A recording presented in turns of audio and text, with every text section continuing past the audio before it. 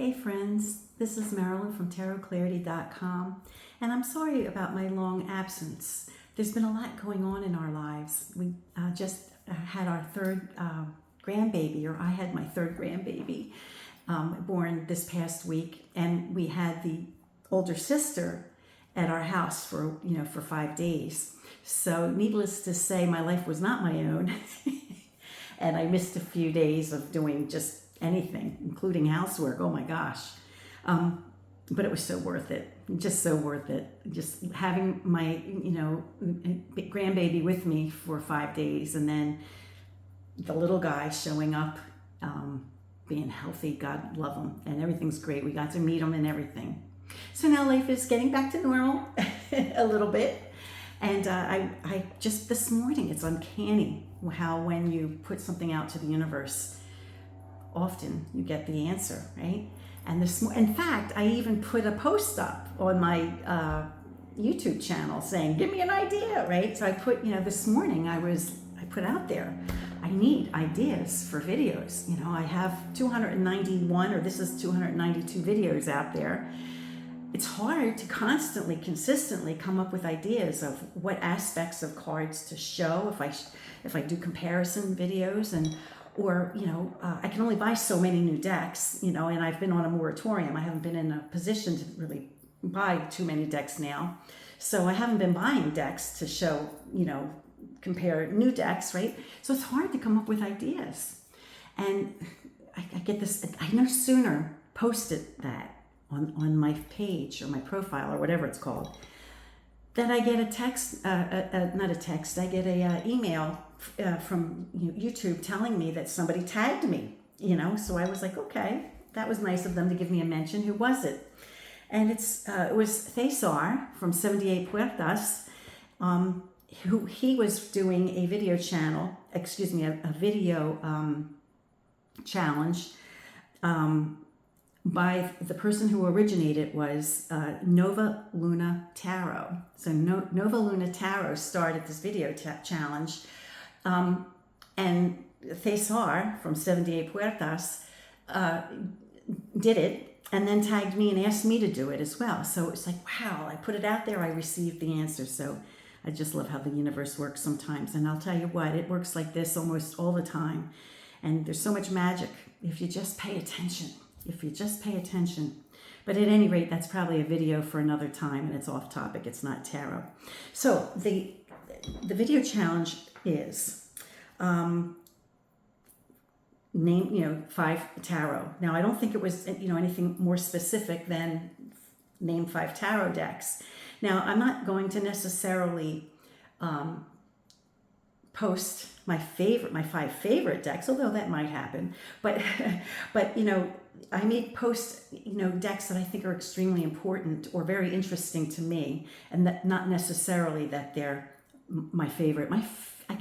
It sounds evasive, and it is, because my favorite deck, it's impossible for me to say I have a favorite deck. And anytime I do a video and somebody asks me what my favorite deck is, it's probably different.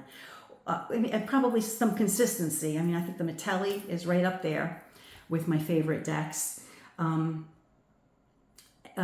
So I might be consistent about that. But this Hess, well, I'll get to it. But this other deck, is looking good. So it's impossible for me to have a favorite. The next one would be 4 books, and so I've carefully chosen the 4 books that I would recommend. It's really more like 5, but there's 2 that's a tie because they're by the same author, so I just put them in there for that. Number 3, my favorite spreads. So I have 2. I don't know that I have 3 that I would use too much. Number 2 habits, or like paraphernalia, maybe that could include.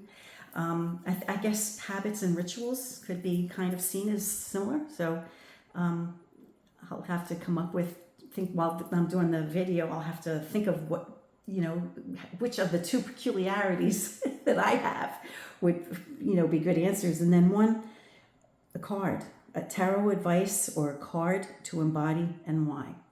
So let's flip the camera and get started. Okay, so the first decks that I'll show will be for number one. And I guess I'm cheating, but I'm making it a tie. The Metelli and the Hess are the two. Now, both of these publications happen to be by Giordano Berti, who I've, shared information about his decks on many occasions. And I've done individual videos on both of these decks. So if you're interested in seeing them in their full, go check out one of my videos on that topic. One of my friends, Shel David from East Tarot, we got in a conversation, and he learned that Metelli was my favorite, or at least right up there. And I lamented that I couldn't interpret the card, use it as an accurate, tarot deck, because it's a tarotino, so there's fewer cards. And he created the missing cards. He didn't recreate; they didn't exist in the first place.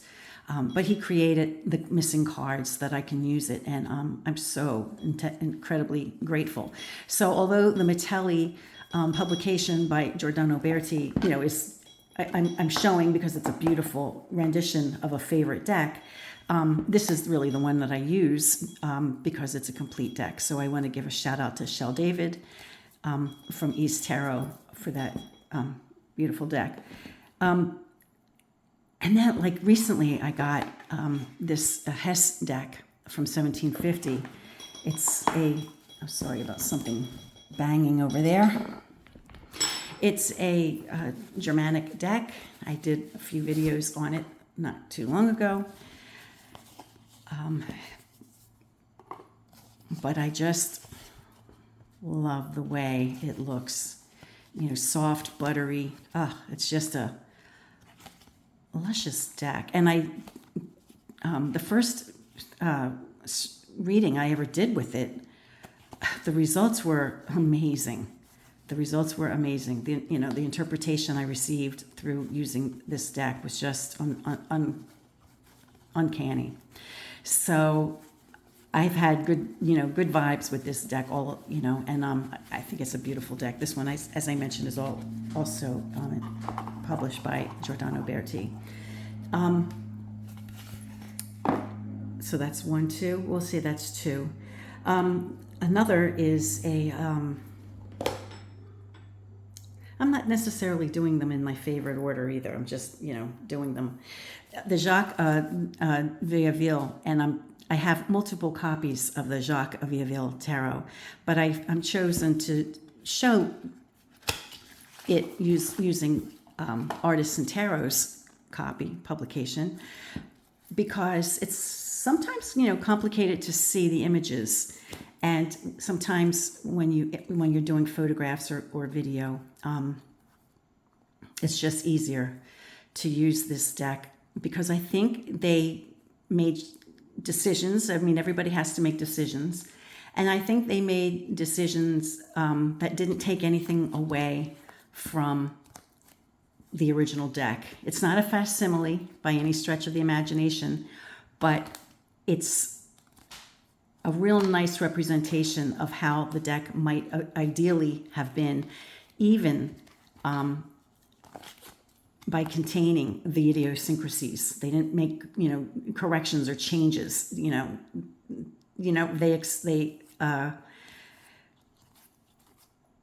They reproduced the the idiosyncrasies of the deck, which I really appreciated it very much. So the Vieilleville by Artisan, and have had their Solesio been a 78 card deck, I would have said this one too, because the reproduction, the interpretation of the original cards, which I have a copy of the facsimile deck of this deck, and I've done a comparison between the Artisan Tarot Solesio and the Piedmontese Tarot deck, which it is the same as, and I did a side by side, and they did a beautiful job, recreating the deck, and if it was a 78 card deck that I, use more frequently, then I would probably reach for this quite a lot as well. Now, I don't use the Via for interpretation. I don't, because so it's uncanny, or it's kind of funny that I would pick it in 5 decks. I just think that it's a significant deck, right? And it just feels like a deck I just historically want to nod. Now, I would say the same would be true of the anonymous tarot, Tarot of Paris. I think that also, but I couldn't have 5 or 6 decks, so I couldn't have more than 5 decks, and I think I already do, so I just had to narrow it down to the Via rather than maybe the Paris. And this one, now Marco Benedetti has done some amazing decks, amazing quality decks, like right up there with the best, and he also does, decks that are affordable and done just that you can order on Make Playing Cards. I think maybe, he was doing Game Crafter at one point, but I think now it's Make Playing Cards. And I'm not choosing this deck because I think it's, the best. It's not representative of Marco's best quality card work. Okay. So don't misunderstand that. However, it's an extremely intelligent and incredible deck nonetheless. This was done, I'm sure, on Make Playing Cards or something like that. And it is the Charles VI Tarot, which we know now is not really, it's what it's called, but wasn't made for Charles VI. And this is completed by Marco Benedetti. And it's important to say completed because, there were many missing cards. We don't have all the cards to this deck. So what Marco did, and you can tell where those cards might appear because they have different border colors. And there's a few different border colors. I think that's how, to figure out which ones were not original to the deck. But they're all cards that were from the period of time. So even though the deck may not have looked like this, it probably would have looked a lot like this. And this deck by Marco, I sincerely appreciate the amount of scholarship that he put into this deck. I mean, it's just such a great learning tool. I learned a lot by looking up the various decks that these various cards came from. So for that reason alone, I just think this is an incredible deck. I have no reason to believe that it isn't still available through Marco's Make Playing Cards account. But certainly, I mean, if you don't find it there, maybe you could contact him and just inquire about it. You can find Marco on Facebook. So you can easily find Marco. And if I have an accurate link, I'll link it below. But this is just, an incredible deck.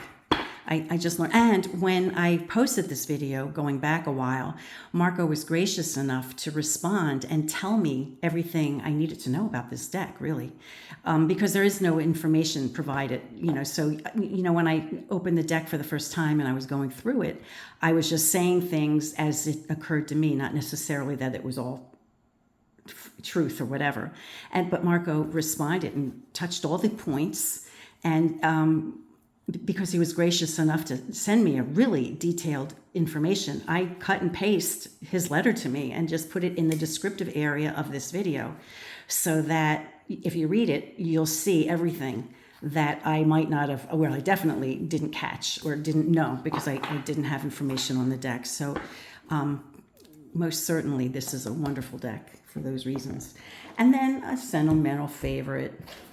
How could I not acknowledge the deck that brought me to tarot in the first place, the one JJ Swiss. I've spoken about this deck ad nauseum on a variety of other videos and my blog, etc., etc. So if you know the story of me, you know the story of this, so I'm not going to get into it. So those are my 5 decks. Okay, now let's see, the next category was 4 books. So I have to take this off here because I'm kind of, I don't have a lot of power in my legs anymore, and I can't pick things up. So for number 4 books, now I'm not saying that this is 4, I'm counting this as 1, but for sure the 4-part encyclopedia work of Stuart Kaplan, 1, 2, 3, 4. Each one of these books is wonderful in their for what they cover. But if you're a tarot historian, or if you just have an insatiable appetite for seeing old decks or whatever, particularly book 2, you have to have this thing. Now, yeah, I know they were expensive, and people sometimes seem to remark that. Let me flip the camera. I seem to remark that I have a lot of money or whatever. And I'm not going to argue that I'm not comfortable, right? But, with tarot, there were years that were so lean, and sometimes you just, you live long enough, you kind of have, the blessing of many different incarnations of your life, right? Sometimes you're like as low as you can get, and sometimes you're doing all right, So don't be jealous. But, I've made like tarot a priority. And so I often went without getting my nails done or my hair done or getting a new dress or, buying shoes. My wardrobe, unless it falls apart, I still wear it, So when it came to buying these books, I'm a sleeper. I started looking at these books, when they came out. And I couldn't afford them. And so however many years ago that was, maybe it's almost, 40 years or whatever. Anytime I saw one of those books pop up someplace, I bought it if it was a good price. But, they're so expensive that you can't get them at a good price. Sometimes you can. And then that's when you grab it and you just buy it. So those 4 I'm going to count as 1. Now, it's hard to say. I think Paul Hewson's work, for me, was one of my favorite authors on tarot.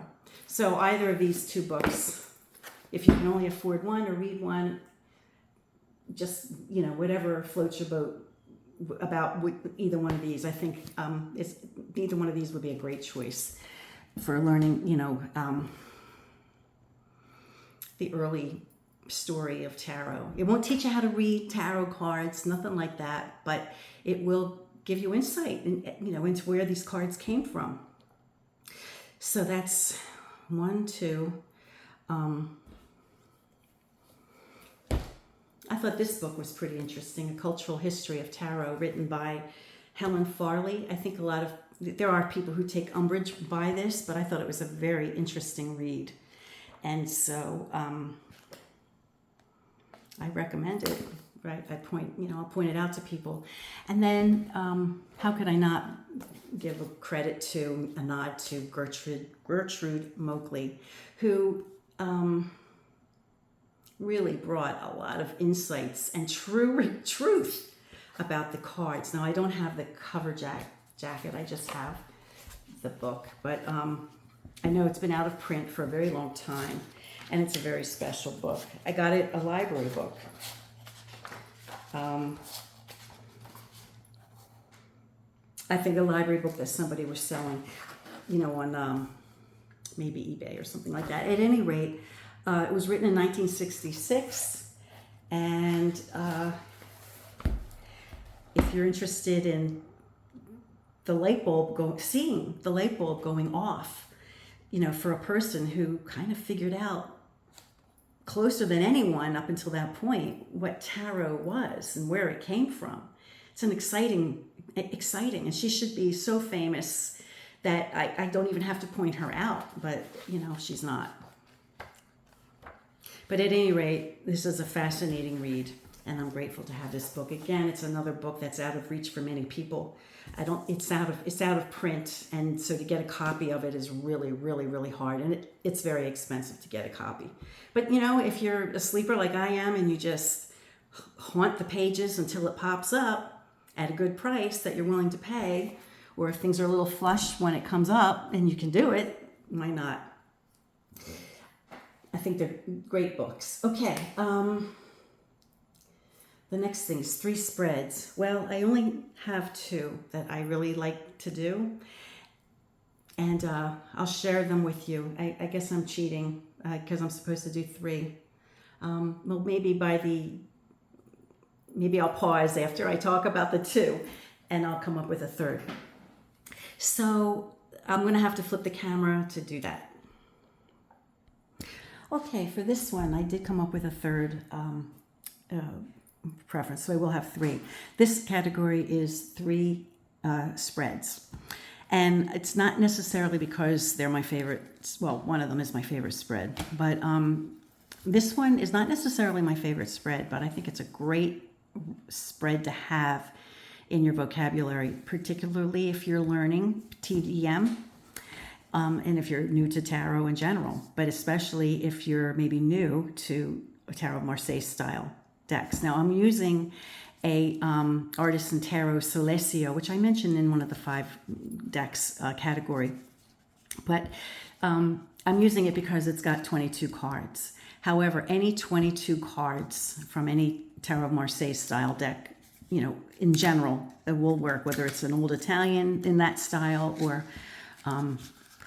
Germanic or whatever.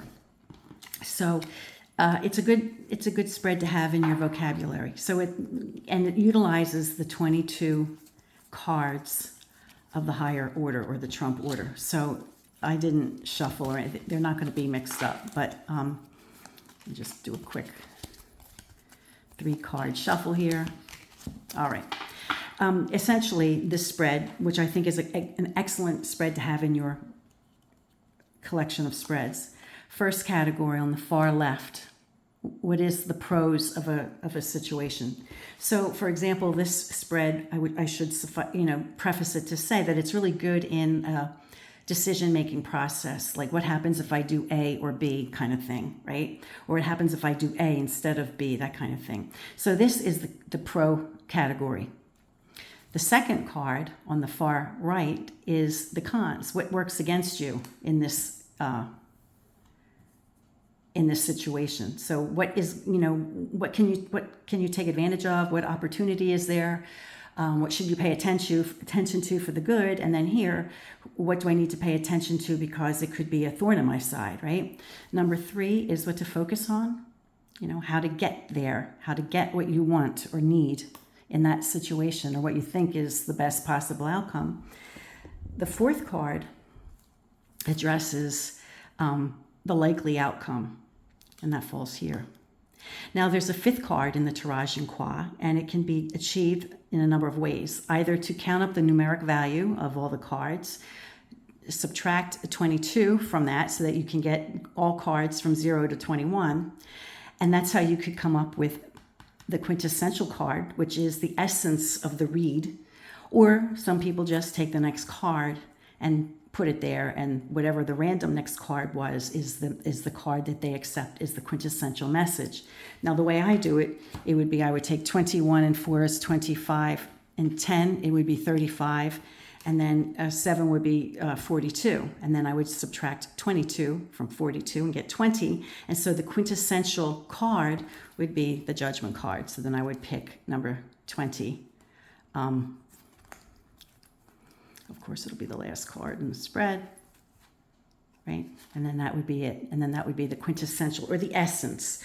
Or, sometimes when you do the reading or, when you do the spread and you do the reading, it becomes very clear how these cards interact with one another. And it's a great spread. And now my favorite spread, I do have a favorite spread, and my favorite spread is the spread that I came up with. And I've done it many times on camera, and I've shared it many times.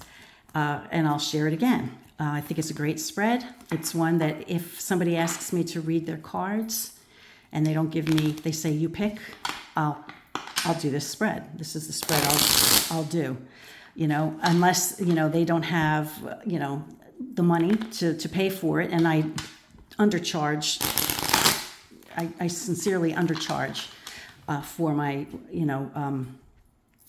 services, because I try to be affordable to most people, and because the universe has been good to me, and I don't need to take advantage of anyone. So this will be the deck that I do. However, sometimes people don't have that kind of money, or they're not interested in that kind of a detailed spread. Maybe they're just interested in the kind of spread I just described with the tirage and qua, yes or no or whatever, pros and cons, and then I would do that. Okay, so this spread, there's no question, I haven't put anything out there, I just shuffled cards.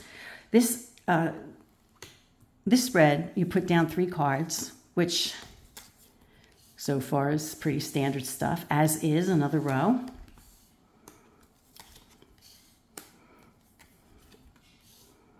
As is another row. So we have a unit of three rows of 3. And we've seen this in many times, whether it's for tarot or, other types of cardomancy, right? We see this. Now, what I do with, the reason I love the three rows of 3 is for a number of reasons. You have all kinds of, now this is for an advanced reader. This would not be like, hey, I'm just learning tarot, show me a spread. This is not the one to jump into. But this is the one that after many years, you just really like. I really like it because it's got multi-layers and it's challenging and it's interesting. And I can handle it, so I do it, right? Sometimes people will contact you and they have one key area of concern, but they have like multiple questions regarding it. So, for example, either about relationships or money. Sometimes there's other things like how to care for a parent or something like that. But this is great because as you interpret the cards with the core 9, you get a sense of answering all those questions. I can answer multiple layers of one idea with this many cards. Sometimes one row addressed, and I don't even like call it ahead of time. I just ask the cards to speak to me. And sometimes like one row answers one particular aspect and another row, answers another particular aspect of the question. But sometimes you don't read it in rows that way. Sometimes it's the 4 corners that just hit you like a ton of bricks. Or sometimes, it's just the way the cards all work together. Now, the thing that I do that makes it a little different is that I took the concept of the occultists, and the tirage and qua spread that I just showed you was created by Oswald Worth, an occultist, and that was his spread that he created. I should have given credit then. And he introduces the idea of the quintessential card. And I liked it. It worked for me, and so I've been using it ever since. Now, I'm not going to get into, adding all these up and, subtracting 22 because I'll be here all day. But suffice it to say, you do it the same way. You add these 3 up. I don't add court cards. So if it's a queen, I won't include a numeric value for any of the court cards, right? So here it would just be, the 2 cards. Here it would be all 3 cards. Here it would just be the one card because these are both queens. So I would add up the numeric value. If it's under 22, then I put down, that's when I put down the number. So I'm just randomly picking the quint cards for each row, but we know they're not correct.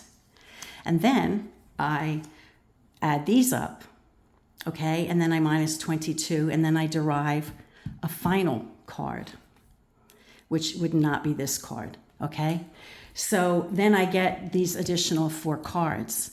Now I lay them at the same time. I laid 3, 3, 3, and then of course, because it requires some calculation, then I add these later, right, before I begin the reading. And sometimes I cut to the chase and I'll just read these 4 cards to see what the essence of each of these rows was, and then the essence of the entire spread altogether. So I'll get a quicker thumbnail idea of what the spread is about by reading these cards. And then these cards reinforce how you get to maybe this card is the quint. Now, bear in mind that the quint card would always be a triumph or trump card. It would never be a pip card. It just happened to fall out this way because I wasn't doing it accurately. I was just laying the cards. It would never be a court card, and it would never be a pip. And it's just a great spread. And you know, I share it with you. If you ever use it publicly, I just ask for the courtesy of saying that this is a spread that Marilyn from Tarot Clarity created. Because I did, and I've shared it so many times, it's out there. I just asked for the credit for it. The 9 block, of course, I didn't do that, but you know, coming up with the quintessential ends and then the final, and then reading it the way I do, I think I think I could take credit for that. And another spread that I think, you know what? I'm just going to be pushing the issue, and it wouldn't be sincere, so I'm not going to give a third spread that I think is great. I think those 2 spreads are the best. So I'm going to leave it at that. Okay, now, number 2, let's see. 2 habits or ritual bring to, I guess, the deck, or using the cards. Well, probably when I go off camera and I go into my place of wherever I feel, you know, my mind needs to go in order to tap into the source of whatever that is for the, you know, for the most meaningful reading for the client. So that's like a habit or a ritual that is, you know, constant, you know, just a constant thing. Another thing that's constant is I won't do a reading until I washed my hands. Now, you know, yeah, it works out that, you know, nicely because, you know, I have beautiful decks and I don't want to ruin them. And so it's a practical thing to wash your hands, but that wasn't always the reason I did it. And it still isn't. I wash my hands is because it's like a ritual of I'm cleansing myself of anything else. And I'm going to be entering this new realm. And, you know, it's kind of a gesture of cleanliness, like, you know, of a clean slate, not necessarily a literal cleanliness, but a clean slate, you know. So those are 2 non-negotiable habits that I have. I have a lot of idiosyncrasies, but those are the 2. And then what tarot advice or a particular card to embody and why? Well, with all the videos that I've done, and I've done a lot of demonstration videos. I've shown, demonstrated to people how they might go about interpreting cards. You don't have to interpret them the way I do, right? You can do it your own way. But I think a big part of why people like my videos is because I do show how I do it, because people aren't very generous with that. You know, I might be the first, I don't know, but, you know, before the fact, you know, like, you know, to do, a spread live, you know, without any, I don't know. Maybe other people do it, you know, maybe some of the more sensational do it. But it's I don't think it's something that a lot of people do, you know, do demonstration readings, because you put yourself out there for all kinds of criticism. I mean, you don't know how many times I've been, you don't know how to read cards, you're terrible. You know, it's like, yeah, okay, all right. And then they go on to say something that to me sounds so idiotic. It's like, well, you don't understand anything about the cards. So you can't let people like really upset you, you know. But at any rate, because I do those demonstration readings, I think a lot of people appreciate that. But I think one of the things that my demonstration readings might have shown, which I think is a really good point, is to read the deck. Because the reason I have all these decks is because they're all different. You know, some are very similar. There's a lot of similarities between several decks, but they're all a little different, you know. And so the way a queen or a king faces, or any card faces, or the way an arrow points in any layout or any particular spread, it might change the meaning. You know, you can have a pat hard, you know, meaning for the tarot card, for example. But what if you do a tarot reading and the tarot deck that you use doesn't have a tower that's being struck by lightning? Some of the decks have towers that are just standing and really strong and fortified, right? You read the deck, right? You obviously, it's not catastrophe. You know, I mean, you can have like a pat answer for tarot, for any of the cards. It doesn't have to be the tower card, but any of the cards. But then if you lay a card and it's contraindicates the meaning, why would you give the meaning that is not what's happening, right? So read the spread. That's my best advice, is to read the spread. You know, take advantage of nods or looks between characters in the cards, and pay attention to what four corners might have if you use my spread, or what relationships certain cards have to one another. And I guess that would be exclusive to the particular deck you use. So I hope this video has been a worthy video response to Miss Nova Luna Tarot's origination. And I hope that I did, justice for César, who thought of me to challenge me. And so who am I going to challenge? Well, when perhaps the beautiful Masha comes back from her wonderful trip, maybe, she'll have a lot of material for a lot of months. But when the dust settles for her and she needs, a tarot idea, maybe this, Masha might enjoy doing this. And my friend Justin in Philadelphia. I haven't seen much of him lately, and maybe he'll think this is fun. I don't know. I don't know if he'll do it or not, but hopefully we'll hear from Justin again soon. Until next time, friends, thank you for being here. Hit subscribe, like. I should have asked for that in the beginning, but you know me. And until next time, peace and stay well.